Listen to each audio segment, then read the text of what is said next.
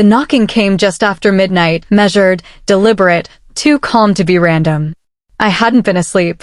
Sleep hadn't visited me since the day I changed the locks. I stood barefoot in my living room, mug still warm in my hands, when it started. 3 knocks, a pause, then 3 more. Not the desperate pounding of someone in crisis. No, this was the rhythm of someone who expected me to answer. I didn't move right away. My body tensed, every sense stretching forward. I lived alone. My landlord never came unannounced. My friends knew better. And I just cut off the one person in the world who might show up with fake concern and a loaded agenda. I moved slowly to the peephole, heart climbing into my throat. 2 police officers stood in the hall. Not a hallucination. I opened the door an inch. Yes, Miss Morgan. The taller officer, a broad-shouldered man with a quiet voice, held out a badge. We received a wellness call from your mother. She says you've been acting erratically, changing locks, refusing to answer messages, and that she's worried you might harm yourself. The words were so calm, so absurdly professional, they almost didn't register. My mother sent the police to my door because I wouldn't send money? Not a call. Not a visit. A wellness check? A storm boiled inside me, silent and invisible. But I smiled, cool and precise. Come in. That's when everything started to unravel. 3 days earlier, I'd stood alone in a flood of unfamiliar faces. The Community Tech Center auditorium gleamed under yellow ceiling lights, its air stale with perfume, floorboards creaking beneath the crowd. My name had just echoed through the loudspeaker, Adelaide Rose Morgan, Certificate in Advanced Cyber Systems. My pulse had stuttered as I walked the narrow aisle, eyes scanning the rows for anyone who might be looking back at me. But the seats marked reserved for family sat as empty and cold as they had at my high school graduation. Not even a text. Not even a shadow. I held the certificate with numb fingers and smiled for the camera as if nothing was wrong. Pretended it didn't sting. Pretended the echo of the crowd wasn't wrapping around a vacuum inside me. Behind me, other students hugged their parents. Laughter exploded like champagne corks. Tessa, my classmate, wrapped me in a hug. Her dad snapped a photo of us, beaming. "Where's your crew?" she asked, scanning the crowd. I lied without blinking, running late. The lie tasted stale. I'd practiced it for years. By the time I got to the parking lot, golden hour had spilled across the cracked pavement. Balloons bobbed above minivans. Kids shrieked with sugar highs. I sat in my weathered blue hatchback, watching families drive off with flowers on dashboards. For a second, I imagined my family turning the corner. Mom in a cardigan, Dad in his old cap, Laurel bouncing in glitter flats.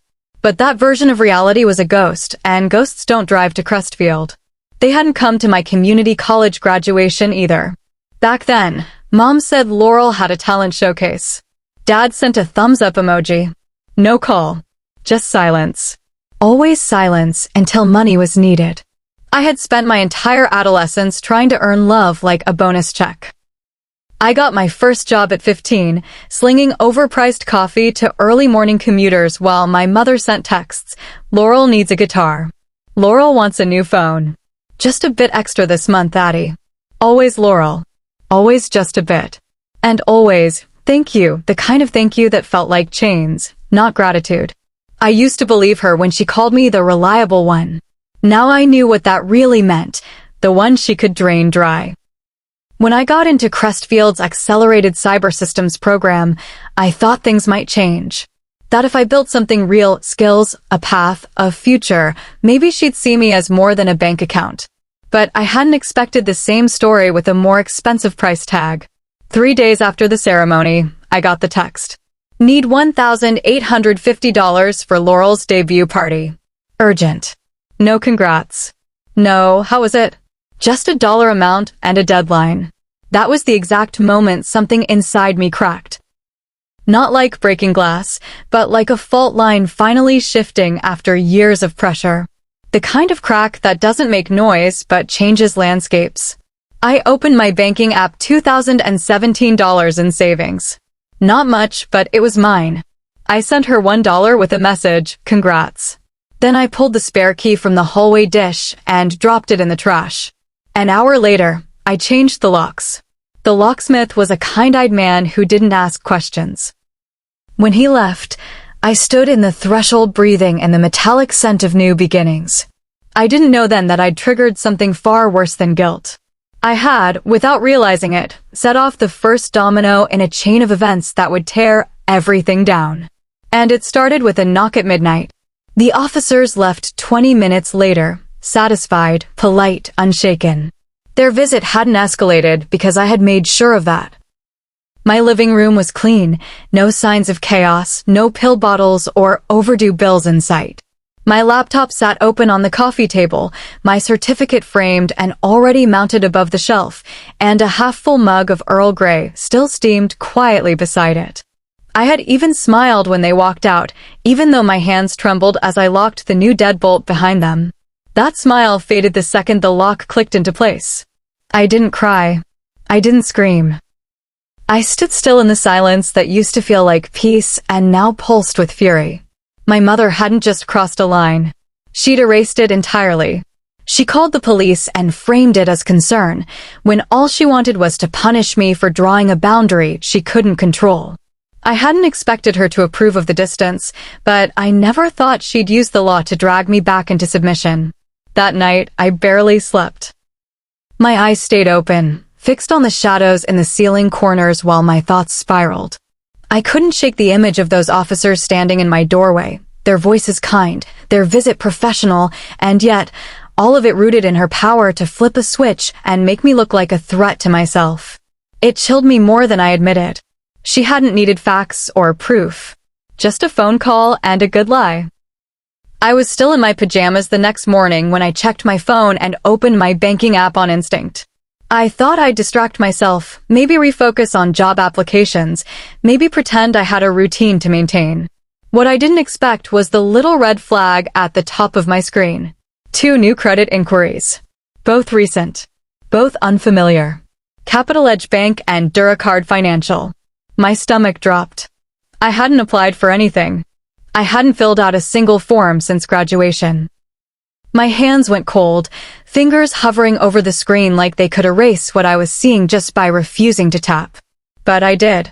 I tapped. And then the real horror unfolded. 2 credit cards had been opened under my name. One with a limit of $4,500, the other just over $6,000. The balances were already climbing fast. I clicked into the transaction logs, and each charge burned brighter than the last. Crownfield Event Hall, Lux DJs, Glam House Studio, Perfect Petals Floral Boutique, rental fees, lighting systems, catering. My entire body tensed like a pulled wire. These weren't just purchases. This was an event. A debut party. My mind stuttered as it tried to catch up to the math, the timeline, the cruelty of it. That text, need $1,850 for Laurel's debut. It hadn't been a request for help. It had been a warning shot, a mask over the truth. My mother had already begun spending in my name. And she had no intention of stopping. I stared at the charges again, hoping something would change, hoping there was a mistake. But the address attached to the applications was hers. Their house. The one I grew up in. The one I fled when I was 17 to go to school in Crestfield. My address hadn't even been used. Then I saw it. The line that shattered the last pieces of hope I had left. Co-applicant, Linda J. Morgan. My mother had not just used my name. She had become me. The next hour passed in a blur of calls and panic-laced documentation. I contacted Capital Edge first.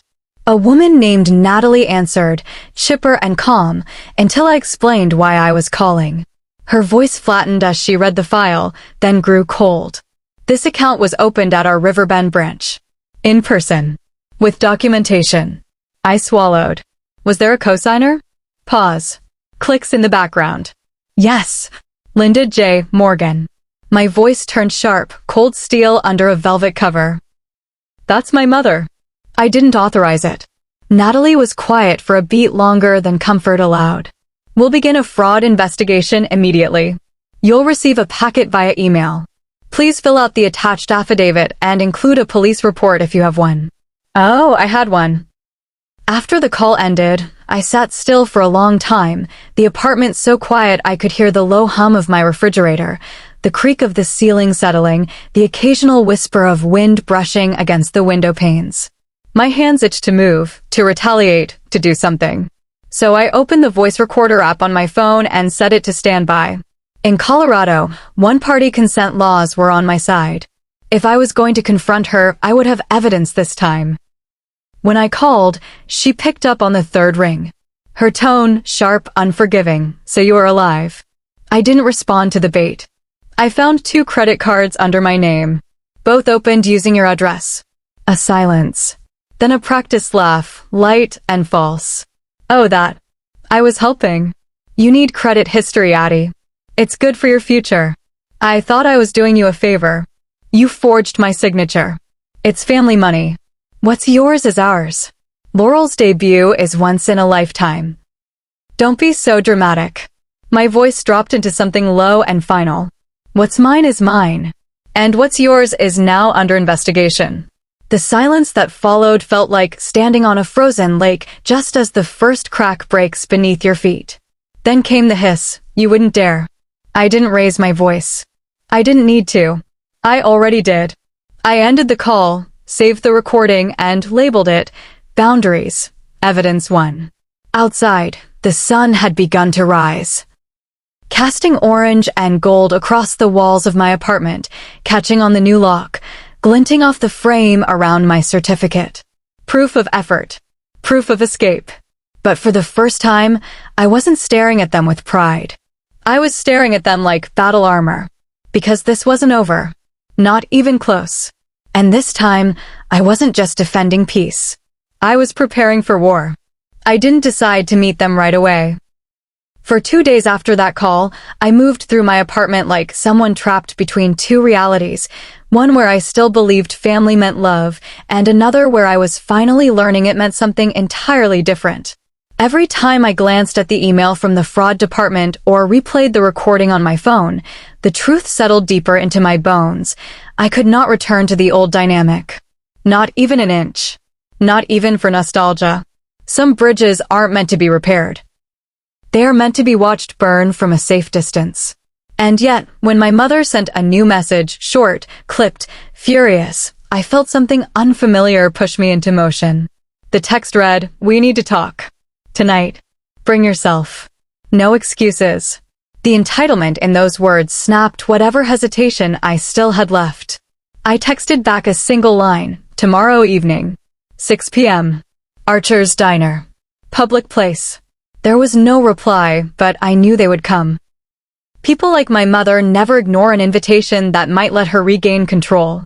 The next day, the hours crept by slowly, the anticipation pooling in my stomach like lead. I dressed carefully, not for them but for myself, choosing a charcoal blouse and dark jeans, tying my hair back so they wouldn't see my hands tremble if they did. I printed the documents from the bank, fraud notices, inquiry logs, credit application screenshots, and tucked them into a brown folder. Some part of me knew they wouldn't accept the truth unless I pressed it into their hands. Archer's Diner sat exactly halfway between Riverton and Crestfield, perched beside a half-empty strip mall with old neon signs that buzzed faintly in the evening air. The diner's wide windows glowed warm from inside, and the scent of frying onions drifted out every time someone opened the door. It was the kind of place where people lowered their voices instinctively, not because they were afraid of being overheard, but because the quiet of the room demanded it. That was why I chose it, public enough to stay civil, intimate enough to force honesty. I arrived early, settled into a booth with cracked burgundy leather seats, the kind that stuck to the back of your thighs in summer. I wrapped my hands around a chipped mug of steaming coffee, letting the heat seep through my palms. My heart ticked slow and steady in my chest, a rhythm I wasn't used to. It took me a few moments to recognize it as calm, not the absence of fear, but the presence of resolve. They arrived 15 minutes late, a delay that wasn't accidental. My mother walked in first, wearing a floral dress far too bright for the dreary weather outside, sunglasses perched on her head like a crown. My father followed behind, moving with the kind of tired reluctance that suggested he had been dragged here, not invited. And Laurel, my sister, came last, her violet dress shimmering under the fluorescent lights, her phone glued to her hand as she typed furiously without ever lifting her gaze. My mother slid into the booth across from me with a practiced smile that didn't reach her eyes. "You really made us drive out here just to talk," she said, her tone a razor disguised as politeness. "We're not here to eat," I replied, my voice steady in a way that surprised even me. "We're here because it's time you faced what you've done." No one responded. The air sharpened. The waitress appeared briefly, leaving fresh coffee for the table before disappearing with unspoken understanding. The room hummed with soft conversations, silverware clinking, the distant sizzle from the kitchen, tiny sounds that made the silence between us feel even heavier. I slid the brown folder across the table, watching my mother's expression shift, a flicker of annoyance tightening her lips. "2 credit cards," I said quietly, opening the folder so she could see the statements. "Both in my name. Both using your address. Both used for Laurel's debut." She barely blinked. "Oh, that," she replied lightly, waving a hand dismissively. "You always need more credit history. I did you a favor." "A favor," I repeated, letting the words settle. "You forged my signature." She leaned back, crossing her arms, her voice dripping with irritation. "Don't be dramatic, Adelaide. It's family money. What's yours benefits all of us. That's how we raised you, remember? We help each other." "You're so ungrateful sometimes." Ungrateful. The word shook something inside me, not pain, not hurt, not even anger. Something deeper. Recognition. This was her narrative. The story she had told me my entire life. I owed them. They owned me. Ungrateful? I repeated very softly. I paid for my own schooling. Every shift, every semester, every loan.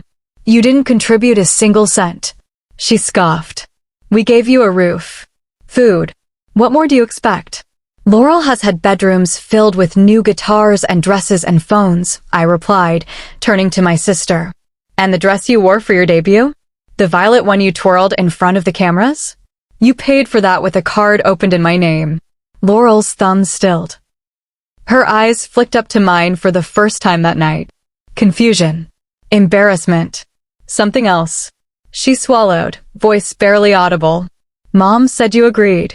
She said you offered. My mother slammed her palm on the table. Not loud, but sharp enough to silence the whole booth. Enough.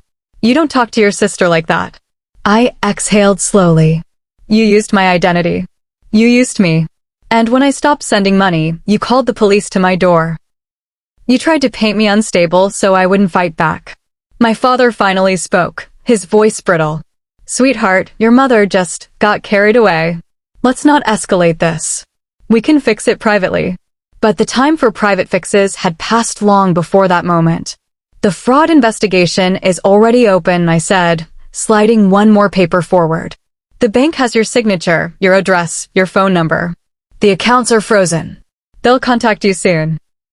My mother's face drained of color, her lips parting in disbelief. You did what? I reported the fraud. I stood, gathering my binder, my movements slow and deliberate. There's no fixing this privately. She leaned forward, her voice low and venomous. You will regret this. You are destroying this family over a misunderstanding. Over a party. Over a little money.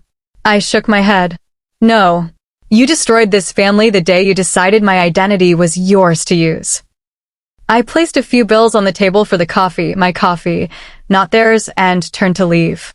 Laurel opened her mouth as if to speak, but no words came, only a tremble in her fingers as she held her phone. Outside, the sky was deep gray, a storm forming on the horizon with slow-moving clouds that promised a long night ahead. I walked through the humid air, feeling the weight lift from my shoulders with every step, replaced by something I hadn't felt in years, dignity. I didn't look back. That night, the storm broke over Riverton. Heavy rain pounded rooftops, thunder rolling across the sky like warning drums. I stood by my window, watching lightning flicker through thick clouds, the hum of distant music drifting from downtown. The debut party was happening that night, the one my identity had paid for. The one I wasn't invited to. The one that would not end the way my mother imagined. I didn't know exactly what would unfold, not yet. But I knew the bank investigators had the event address. They had the receipts. And they had reason to act quickly. For the first time in a long time, the silence in my apartment didn't feel like something missing. It felt like something arriving. A shift in the air. A turning of the tide. A calm that always comes before the truth finally, inevitably, storms in. By the time the first guest posted a video online, the party was already halfway ruined. I didn't attend, of course. I never planned to. I spent that evening where I always did, inside the quiet walls of my apartment, a cup of tea steeping beside me, and the city unfolding outside my window. I lit a candle, lavender and white tea, and breathed in the calm like armor. And yet, despite my stillness, I could feel it happening. The collapse. The confrontation. The reckoning. It was nearly 9 p.m. when the call came. I just finished brushing my hair, standing barefoot near the window as thunder rumbled low and long in the distance, when my phone buzzed in my hand. A number I didn't recognize. I answered anyway. Miss Morgan. The voice was sharp, professional, feminine. This is Danielle Holt from Capital Edge Bank's Colorado Fraud Division. I'm calling to inform you that our investigators, in cooperation with local law enforcement, have initiated live documentation of suspected fraudulent activity at a location connected to your ongoing case. I swallowed. You're at the venue. Yes, ma'am, she said. We've confirmed the event address from multiple transactions and receipts tied to your disputed account. Officers are present for identification and report filing. You are not required to attend, but we wanted you notified that the matter is officially in motion. I thanked her quietly, hung up, and placed my phone face down on the table. I didn't need to go. I had already been hurt enough by that house, by that family. I didn't want revenge. I wanted distance. Peace. Truth. But across town, in the glittering event hall Laurel had dreamed about for months, truth had walked through the doors without knocking. The venue was an upscale banquet space near the heart of Riverton, lined with floor-length windows and vaulted ceilings. White and lilac balloons floated beneath a chandelier shaped like a snowflake. Tables were dressed in satin, the DJ booth pulsed violet lights, and a massive banner reading "Laurel's Night to Shine" stretched across the far wall. But the spotlight shifted the moment two uniformed officers walked in, calm and quiet and unannounced, followed by a man in a navy blazer holding a leather folder thick with printed receipts and timelines. The music didn't stop immediately. It faded. Curiosity rippled through the room like the flutter of moth wings, shoulders turned, phones lifted subtly. The lead officer spoke evenly, professionally. We're here to verify reports of unauthorized financial activity associated with this event, he said, his voice cutting through the ambient chatter like a wire drawn tight. The event was booked under a Capital Edge account belonging to one Adelaide R. Morgan, who has filed an identity theft claim. Gasps broke through the crowd like popping bubbles. Laurel stood in the middle of the floor in her violet gown, silver heels catching the light. Her expression froze in disbelief. My mother stood near the cake, her hand still holding a glass of lemonade, her smile wilting by degrees. This must be a mistake, she said, already smiling too widely, trying too hard. I'm her mother. I opened the account for her. The banker opened the folder. According to our investigation, the co-applicant is Linda J. Morgan. There is no documented authorization from the primary account holder. This appears to be identity misuse. Another officer stepped forward. We're not placing anyone under arrest at this time. We're only collecting documentation. However, this is now a formal part of an open fraud investigation. The lights didn't dim, the music didn't stop, but the celebration died anyway. Murmurs spread like wildfire.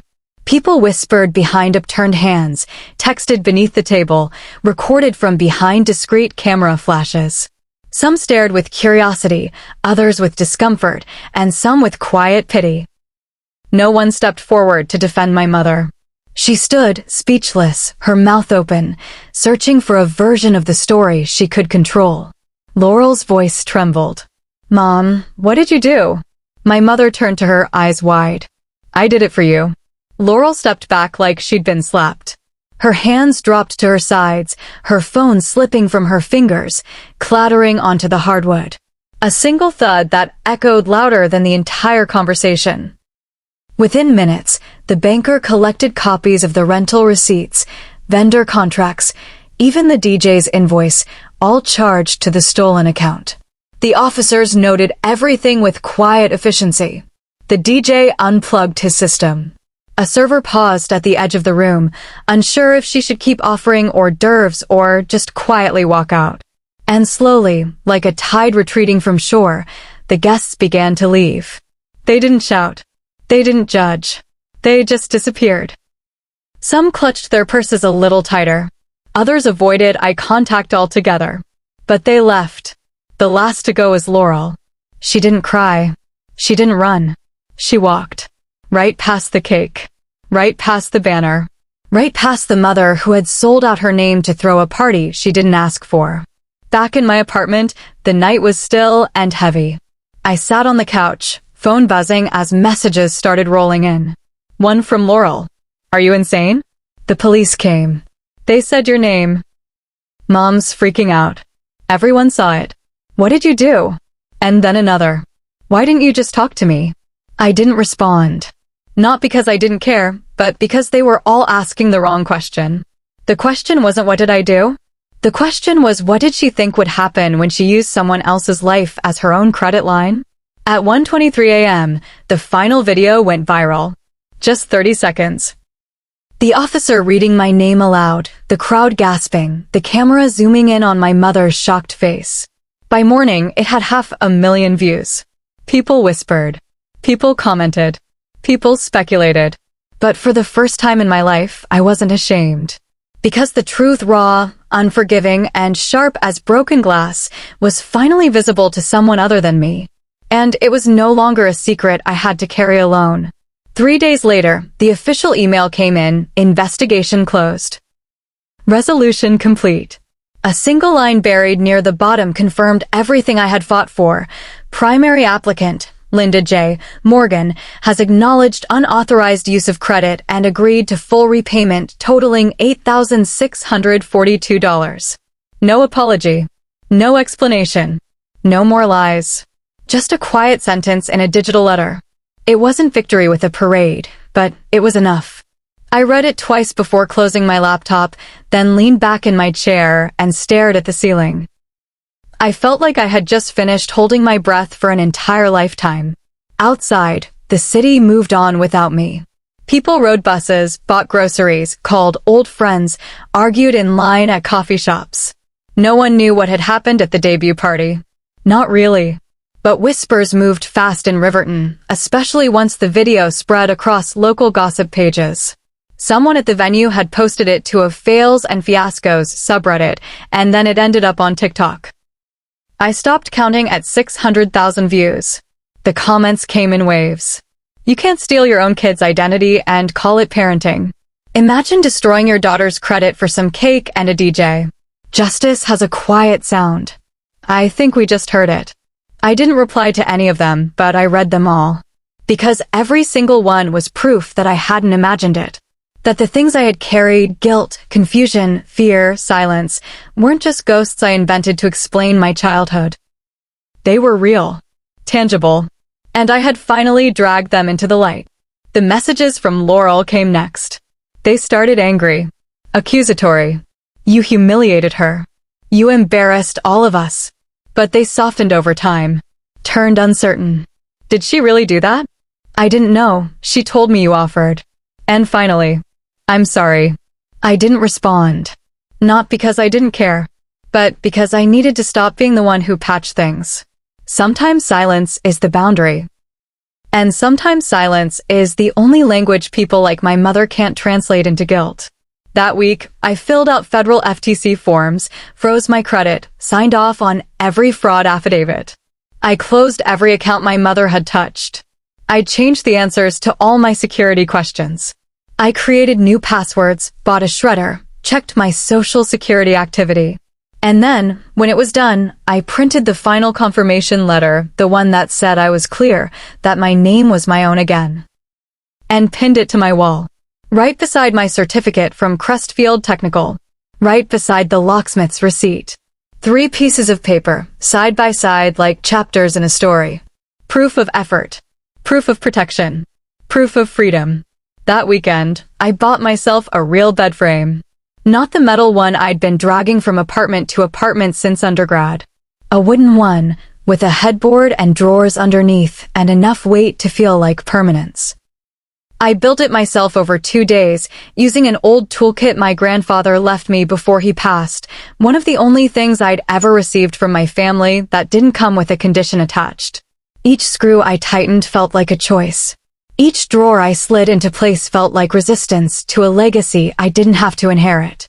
By Sunday evening, my bed stood fully assembled, clean white sheets tucked in, sunlight streaming across the new oak finish. I stood there staring at it, hands on my hips, heart steady. No applause. No ceremony. Just space.